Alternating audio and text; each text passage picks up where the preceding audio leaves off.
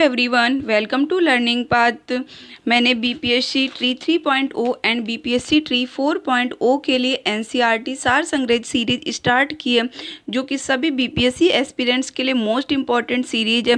Basically NCERT सार संग्रह books सभी एनसीईआरटी बुक्स का कॉम्बिनेशन है। सभी एनसीईआरटी बुक्स के इंपॉर्टेंट फैक्ट्स इसमें गिवन है एंड जितने भी बीपीएससी एस्पिरेंट्स हैं उनके लिए एनसीईआरटी बुक्स मोस्ट इंपॉर्टेंट है, बिकॉज आपका paper NCERT and SCERT books से होता है। सो जिसने भी एनसीईआरटी बुक्स पढ़ी हैं एंड जिसने एनसीईआरटी बुक्स नहीं पढ़ी हैं, सभी एस्पिरेंट्स के लिए ये मोस्ट इंपॉर्टेंट सीरीज है, बिकॉज एक साथ सभी फैक्ट्स कवर किए गए हैं। सो मैंने स्ट्रेटजी वीडियो में शेयर किया था कि आपके किस सब्जेक्ट से कितने क्वेश्चंस होते हैं। तो सबसे ज़्यादा जो क्वेश्चंस होते हैं तो वो साइंस से होते हैं, उसके बाद भारतीय राष्ट्रीय आंदोलन से होते हैं, आपके विज्ञान से होते हैं, करंट अफेयर्स से होते हैं। तो साइंस में मैंने सबसे पहले बायोलॉजी की सीरीज स्टार्ट की है एंड बायोलॉजी के बाद में मैं भारतीय राष्ट्रीय आंदोलन की सीरीज स्टार्ट करूंगी। सो जिसने अभी तक चैनल को सब्सक्राइब नहीं किया वो चैनल को सब्सक्राइब कर ले, ताकि नेक्स्ट वीडियो का नोटिफिकेशन टाइमली मिले एंड वीडियो को लाइक एंड शेयर भी करें। सो अपनी सीरीज को कंटिन्यू करते हुए हम आज का टॉपिक करते हैं रोग एवं उपचार। सो देखते हैं पहला पॉइंट, पानी से भय मीन्स हाइड्रोफोबिया नामक बीमारी किसके द्वारा उत्पन्न होती है? तो ये विषाणु के द्वारा उत्पन्न होती है। मस्तिष्क तथा मेरु रज्जु पर चढ़ी झिल्ली में सूजन आ जाना किस रोग के लक्षण है? तो ये मेनिंजाइटिस रोग के लक्षण है। शिशुओं में अतिसार डायरिया का क्या कारण है? तो रोटावायरस कारण है। हिस्टेरिया रोग सामान्यतः युवा महिलाओं को प्रभावित करता है। अंग बिंदु या पीत बिंदु आंख के किस भाग में पाए जाते हैं? तो ये दृष्टि पटल में पाए जाते हैं, मीन्स रेटिना में। आंख में प्रकाश तरंगें किस स्थान पर स्नायु उद्वेगों में परिवर्तित होती हैं? तो दृष्टि पटल में। सिलिकोसिस रोग किस अंग से संबंधित है? तो फेफड़े से संबंधित है।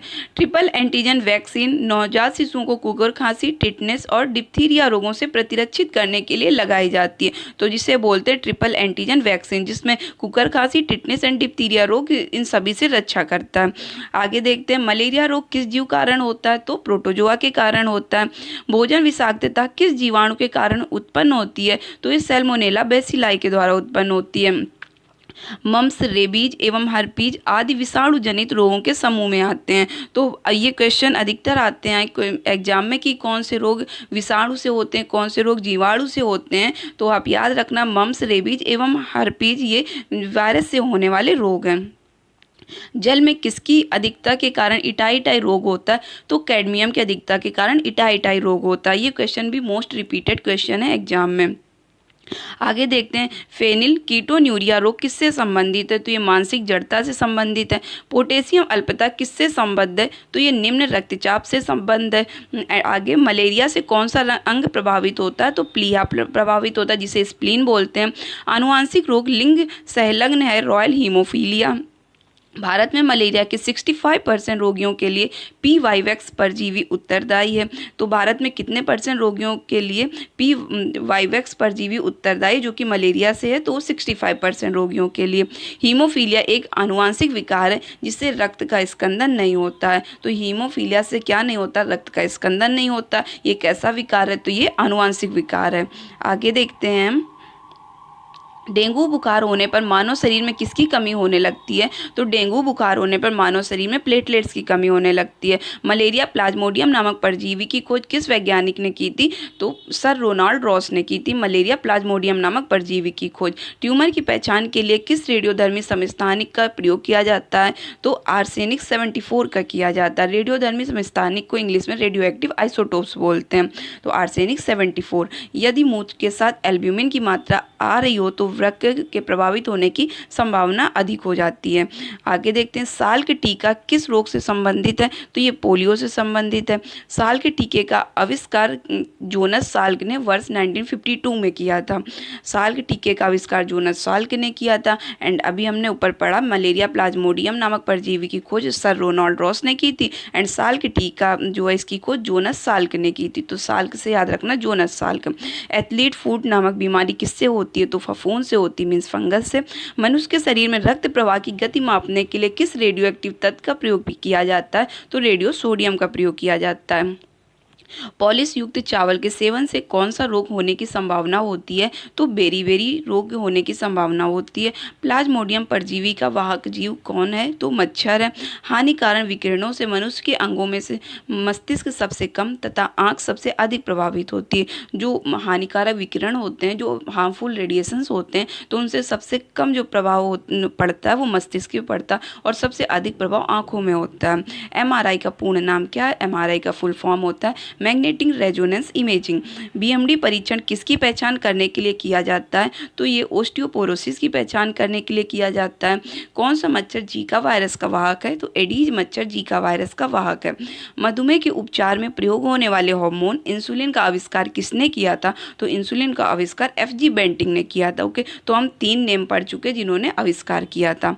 आगे ये देखते हैं कि जो पीने वाला पानी होता है, जो पेयजल होता है, तो पेयजल में नाइट्रेट की अधिक मात्रा होने के कारण ब्लू बेबी सिंड्रोम होता है। तो आपके एग्जाम में क्वेश्चन आ जाए कि किसकी अधिकता होने के कारण पेयजल में ब्लू बेबी सिंड्रोम होता है? तो नाइट्रेट की अधिकता होने के कारण। आगे देखते हैं पर्यावरणीय प्रदूषण एनवायरमेंटल पोल्यूशन द्वारा होने वाले रोग एम्फाइसीमा से फुफ्फुस मीन्स फेफड़े प्रभावित होते हैं। तो जो एनवायरमेंटल पोल्यूशन द्वारा रोग होता है एम्फाइसीमा, उससे फेफड़े प्रभावित होते हैं जिन्हें फुफ्फुस भी बोलते हैं। मानव शरीर का कौन सा अंग अल्जाइमर रोग से प्रभावित होता है? तो मस्तिष्क अल्जाइमर रोग से प्रभावित होता है। पोलियो एक विषाणु जनित रोग है जिसका वायरस शरीर में दूषित भोजन तथा जल के माध्यम से प्रवेश करता है। एंड आगे देखते हैं मस्तिष्क की बीमारी को किससे पहचाना जाता है? तो मस्तिष्क की बीमारी को विद्युत मस्तिष्क लेख से पहचाना जाता है, जिसे ईईजी बोलते हैं, मीन्स इलेक्ट्रोएंसिफेलोग्राफ। सामान्य जुकाम कॉमन कोल्ड किस वायरस के द्वारा होता है? तो ये रिनो वायरस के द्वारा होता है। एनोस्मिया नामक रोग किससे संबंधित है? तो ये सूंघने की शक्ति, घ्राण संवेदना की कमी से है। सल्फा दवाइयाँ किन बीमारियों के उपचार में उपयोगी हैं? तो सल्फा दवाइयाँ जीवाणु जनित जो बीमारियाँ होती हैं उनके लिए उपयोगी होती हैं। डीपीटी वैक्सीन का प्रयोग किन बीमारियों से बचाव के लिए किया जाता है? तो डीपीटी वैक्सीन का प्रयोग डिप्थीरिया, काली खांसी एवं टिटनेस से बचाव के लिए किया जाता है, जिसमें डी मीन्स से डिप्थीरिया होता है, पी मीन्स से पर्ट्यूसिस होता है एंड टी मीन्स टेटनिस होता है। एंड पर्ट्यूसिस को काली खांसी बोलते हैं। आगे देखते हैं हृदय की धड़कन किस तत्व द्वारा नियंत्रित की जाती है? तो पोटेशियम के द्वारा नियंत्रित की जाती है। जीवाणु जनित रोग जो हैं और उनके जो कारक जीवाणु हैं वो देखते हैं। तो हैजा जो है वो विब्रियो कॉलेरी के द्वारा होता है। हैजा को कॉलरा भी बोलते हैं, तो कॉलरा से आप कॉलेरी याद रखना, तो विब्रियो कॉलेरी के द्वारा। आगे देखते हैं डिफ्थीरिया। तो डिफ्थीरिया का जो कारक जीवाणु है वो कॉरिन बैक्टीरियम डिप्थेरियाई है। तो डिफ्थीरिया से डिप्थेरिया याद रखना। क्षय रोग होता है माइकोबैक्टीरियम ट्यूबरक्यूलोसिस के कारण। तो क्षय रोग जो होता है वो टीबी को बोलते हैं और टीबी का फुल फॉर्म होता है ट्यूबर बाइक्यूलोसिस, तो इसी से याद रखना ट्यूबरक्यूलोसिस। आगे देखते हैं कोड मीन्स लेप्रोसी। लेप्रोसी जो होता है वो माइकोबैक्टीरियम लेप्रोसी से होता है, तो लेप्रोसी से याद रखना। टिटनेस जो होता है क्लॉस्ट्रीडियम टिटनेस से होता है। टाइफॉइड सॉल्मोनेला टाइफोसा से होता है। प्लेग पास्चुरेला पेस्टिस से होता है। एंड काली खांसी बोर्डिटेला पर्ट्यूसिस से होता है। न्यूमोनिया डिप्लोकोकल ल्यूमोनी से होता है। गोनोरिया निसेरिया गोनोरहोई से होता है। सिफिलिस ट्रेपोनेमा पैलिडियम से होता है। सुजाक गोनोकोकस गोनोरहोई से होता है। तो हमने यहाँ पर देखा कि कुछ हैं जिन्हें हम ट्रिक से याद कर सकते हैं, जैसे हैजा कॉलरा मतलब विब्रियो कॉलेरी, तो विब्रियो कॉलेरी से याद हो जाएगा। डिप्थीरिया तो डिप्थेरियाई से आप याद कर सकते हैं। एंड क्षय रोग जिसे टीबी बोलते हैं, तो टीबी को ट्यूबरक्यूलोसिस बोलते हैं, तो टीबी ट्यूबरक्यूलोसिस, तो इसे आप याद कर सकते हैं लास्ट में ट्यूबरक्यूलोसिस से। एंड कोड लेप्रोसी, तो लेप्रोसी को भी आप लेप्रोसी से याद कर सकते हैं, माइकोबैक्टीरियम लेप्रोसी। एंड टिटनिस को टिटनिस से याद कर सकते हैं, क्योंकि टिटनिस को इंग्लिश में टेटनी लिखते हैं, तो टिटेनी इसीलिए इसमें लिखा है लास्ट में, तो टिटनिस को भी इसी तरह से याद कर सकते हैं। एंड टाइफाइड से टाइफोसा याद कर सकते हैं, साल्मोनेला टाइफोसा। एंड प्लेग से पास्चुरेला पेस्टिस, पास से पास्चुरेला पेस्टिस। एंड काली खांसी को बोर्डिटेला पर्टूसिस। तो मैंने बताया कि अभी डीपीटी का फुल फॉर्म की डीपीटी जो होता है तो डिप्थीरिया पर्ट्यूसिस एंड टेटनी होता है, जिसे टिटेनी भी बोलते हैं, तो काली खांसी पर्ट्यूसिस होता है, इसीलिए इसमें आप देखिए बोर्डिटेला एंड पर्टूसिस लिखा है। आगे देखते हैं न्यूमोनिया, तो न्यूमोनिया को आप याद कर सकते हैं डिप्लो कोकल न्यूमोनी, तो लास्ट में न्यूमोनी और यहाँ पर न्यूमोनिया है। आगे देखते हैं गोनोरिया, तो गोनोरिया को निसेरिया गोनोर होई, तो गोनोरिया एंड गोनोर होई, इससे याद कर सकते। सिफिलिस को ट्रोपेनेमा पैलिडियम, तो ये थोड़ा डिफरेंट है, तो इसे याद करना, सिफिलिस ट्रेपोनेमा पैलिडियम। एंड सुजाक को गोनोकॉकस गोनोर होई से। तो यहाँ पर हम देखते हैं कि गोनोरिया का भी लास्ट में गोनोर होई है एंड सुजाक में भी लास्ट में गोनोर होई है, तो आप इसे याद रखिएगा कि गोनोरिया जो निसेरिया में है, गोनोरिया निसेरिया याद रखना, गोनोरिया निसेरिया सेम से वर्ड निकल रहे हैं, एंड सुजाक का याद रखना गोनोकॉकस से। आगे देखते हैं, आई थिंक आपको समझ आएगा क्योंकि ये डिफ़िकल्ट वर्ड्स होते हैं तो ऐसे याद नहीं होते, तो आप थोड़ी सी ट्रिक अगर इसमें यूज कर लेते हैं तो ये ईजिली लर्न हो जाते हैं। आगे हम देखते हैं, एमिनोसैलिक एसिड प्रतिसूक्ष्मजीवी औषधियों के रूप में लियच्छमा, जिसे ट्यूबरक्यूलोसिस बोलते हैं, मैंने अभी बताया कि टीबी को ट्यूबरक्यूलोसिस बोलते हैं, जिसे क्षय रोग यक्ष्मा बोलते हैं, और कुष्ठ मतलब लेप्रोसी दोनों की चिकित्सा के लिए उपयुक्त होता है। तो दोनों की चिकित्सा के लिए क्या उपयुक्त होता है, तो एमिनोसैलिक एसिड उपयुक्त होता है। संक्रमित चूहे के काटने से कौन सा रोग होता है, तो प्लेग होता है। अबिंदुकता इंडिस्पोजिशन नामक रोग किस अंग को प्रभावित करता है, तो आँखों को प्रभावित करता है। निद्रा रोग, जिसे स्लीपिंग सिकनेस बोलते हैं, ये एक बीमारी होती है जिसे ट्रिपेनोसोमा नामक प्रोटोजोआ से होती है। फाइलेरिया नामक रोग किसके कारण होता है, तो ये गोलक्रम के कारण होता है, जिसे राउंड वॉर्म बोलते हैं। HIV द्वारा होने वाला रोग कौन सा है, तो एड्स है। डाउन सिंड्रोम नामक आनुवंशिक विकार किसके कारण होता है, तो ये गुणसूत्रों की संख्या में परिवर्तन के कारण होता है। तो जब गुणसूत्र होते हैं उनकी जो संख्या होती है उसमें चेंज होता है, तो डाउन सिंड्रोम नामक रोग होता है जो कि एक आनुवंशिक विकार है। एड्स रोग HIV नामक विषाणु से होता है जिसमें RNA एवं प्रोटीन पाया जाता है। एड्स किसका संक्षिप्त रूप है, तो एड्स का फुल फॉर्म होता है acquired immuno deficiency syndrome, acquired immuno deficiency syndrome. आगे देखते एड्स वायरस STLV की खोज किसने की थी, तो ये रॉबर्ट गेलो ने खोज की थी। एड्स के उपचार के लिए सबसे उपयुक्त दवाई कौन सी है, तो जीडोवुडिन जो दवा है वो एड्स के उपचार के लिए सबसे उपयुक्त है। जापानी एंसेफेलाइटिस नामक विषाणु के कारण जो बीमारी होती है विषाणु के कारण फैलती है, इसके उन्मूलन के लिए सुअरों को मानव रिहायशी क्षेत्र से दूर रखना आवश्यक है।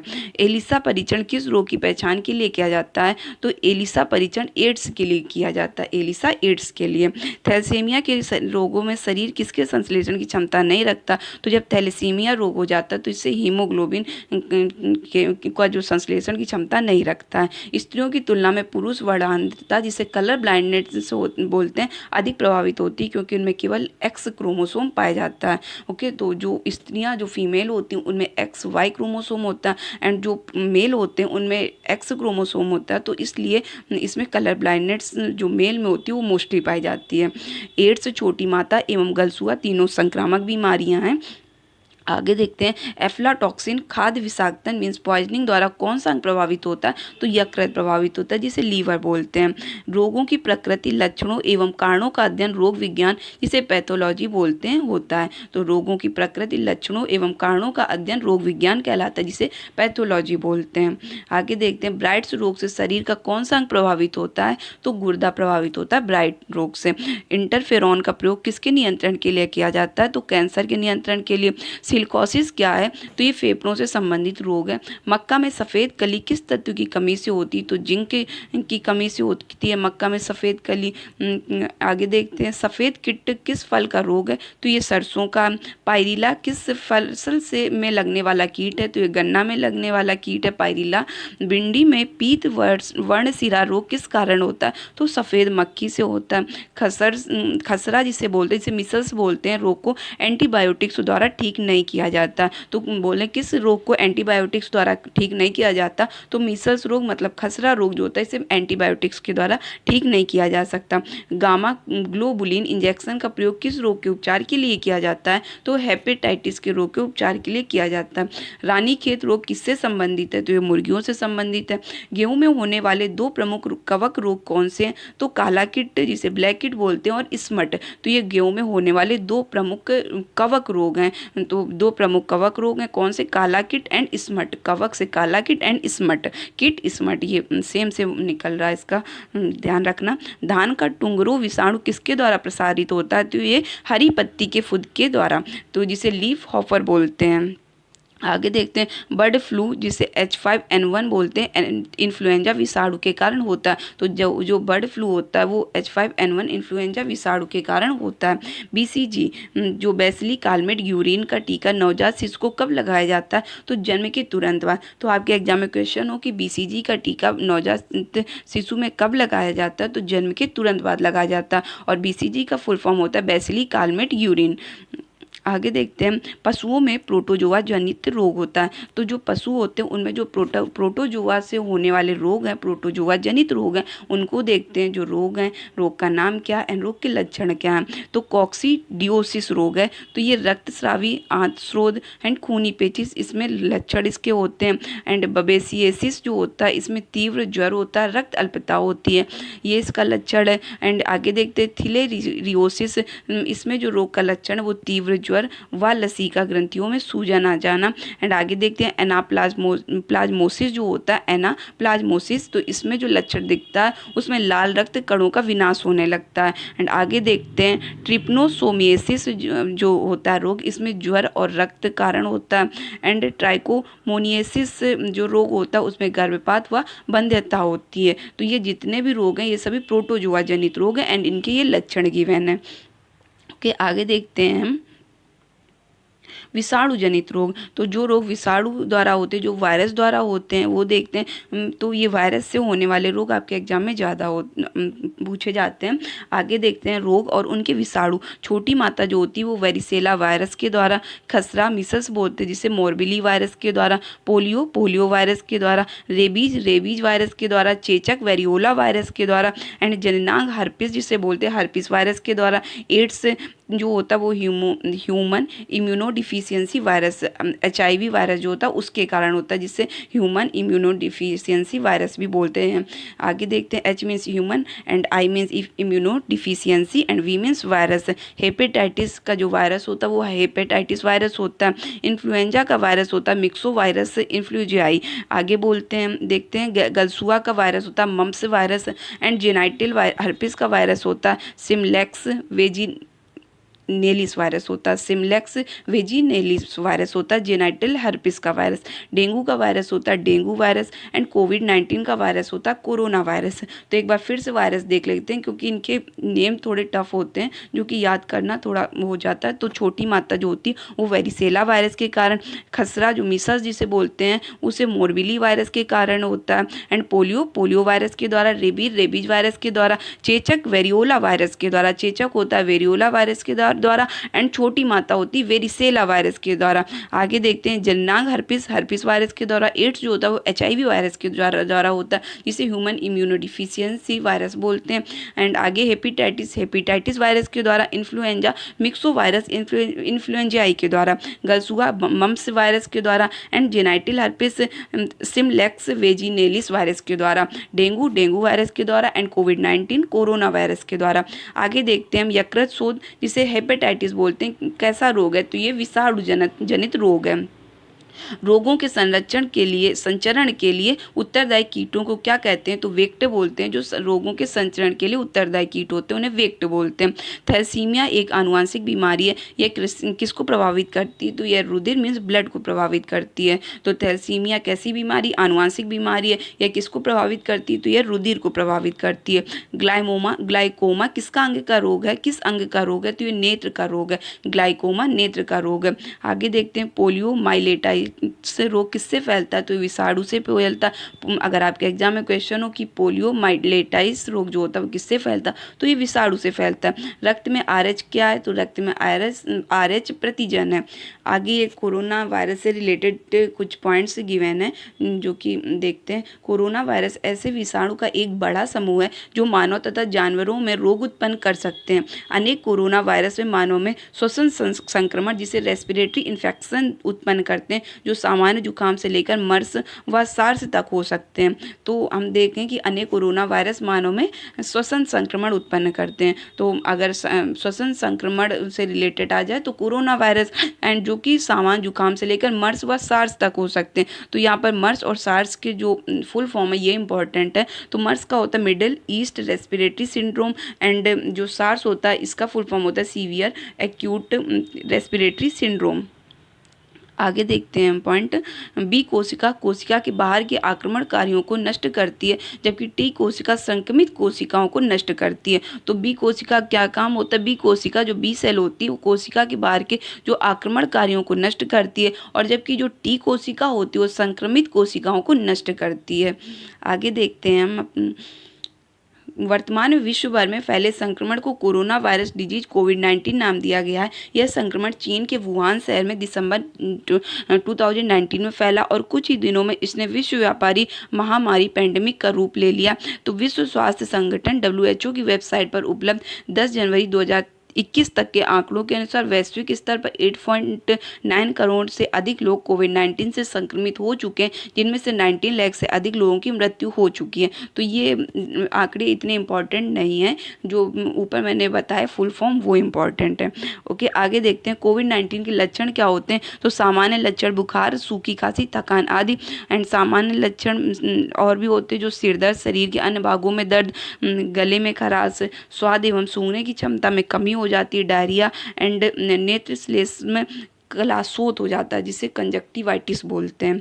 आगे जो देखते हैं उपचार, तो अब तक कोविड-19 के उपचार के लिए कोई औषधि अथवा टीका अंतिम रूप से नहीं बन पाया।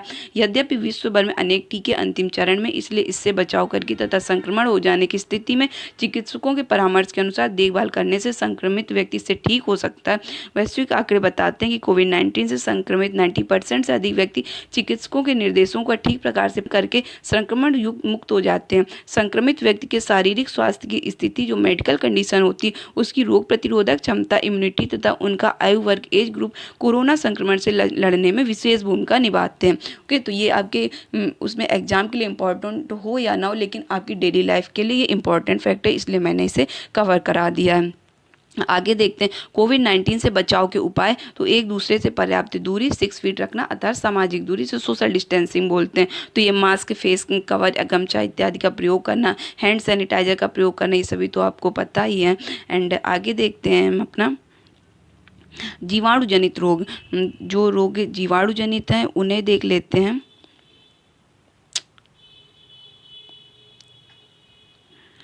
हैजा, जिसे कॉलरा बोलते हैं, तो ये विब्रियो कॉलेरी के द्वारा, डिप्थीरिया कॉरिन बैक्टीरियम डिप्थेरियाई के द्वारा, क्षय रोग माइकोबैक्टीरियम ट्यूबरक्यूलोसिस के द्वारा, कुष्ठ रोग लेप्रोसी माइकोबैक्टीरियम लेप्रोसी के द्वारा, टिटनेस क्लोस्ट्रीडियम टिटनी के द्वारा, टाइफाइड साल्मोनेला टाइफोसा के द्वारा, प्लेग पास्चुरेला पेस्टिस के द्वारा, काली खांसी बोर्डीटेला पर्टुसिस के कारण न्यूमोनिया डिप्लोकोकल न्यूमोनिया के द्वारा, गोनोरिया निसेरिया गोनोरहोई के द्वारा, सिफिलिस ट्रोपेनेमा पैलिडियम के द्वारा, एंड सुजाक गोनोकॉकस गोनोरहोई के द्वारा। आगे देखते हैं टिक्का रोग किस में होता है। तो मूंगफली में होता है। हाइड्रोफोबिया रोग मुख्यतः किस विषाणु के कारण उत्पन्न होता है। तो रेबीज वायरस के कारण। खसरा किस संक्रमण के कारण होता है। तो ये विषाणु के द्वारा होता है। जंतुओं में होने वाली फुट एंड माउथ रोग किसके कारण उत्पन्न होता है। तो विषाणु के कारण। वृक्षों की छालों पर उगने वाले कवक कहलाते हैं कोर्टिकोलस। खैरा रोग किसके कारण होता है। तो जस्ता की कमी के कारण होता है। चाय में लाल रस्ट रोग किसके कारण होता है। तो हैरे शैवाल के कारण होता है। नींबू का कैंकर रोग किसके कारण होता है। तो जीवाणु के द्वारा। पचे हुए भोजन में मौजूद विषैले पदार्थ का कौन सा अंग चूसण करता है। तो यकृत करता है। काला जार का संचार किससे होता है। तो सिकता मक्खी से। काली खांसी से बचाव के लिए शिशुओं को कौन सा टीका लगाया जाता है। तो DPT लगाते हैं, जिसका फुल फॉर्म मैंने पहले बता दिया। Diphtheria pertussis and tetanus tetani अलग अलग तरह से वर्ड यूज किए जाते हैं, जिसे हिंदी में टिटनेस बोलते हैं। एंड आगे देखते हैं महत्वपूर्ण वैज्ञानिक क्षेत्र एवं उनके जनक। तो आनुवांशिक के जनक, आनुवांशिकी जो हेरिडिटी के जनक है उन्हें J.J. मेंडल को मानते हैं। सूक्ष्म जैविकी के जनक लुई पास्चर को। प्रतिरक्षा विज्ञान के जनक एडवर्ड जेनर को। जीवाणु विज्ञान के जनक रॉबर्ट कोच को मानते हैं।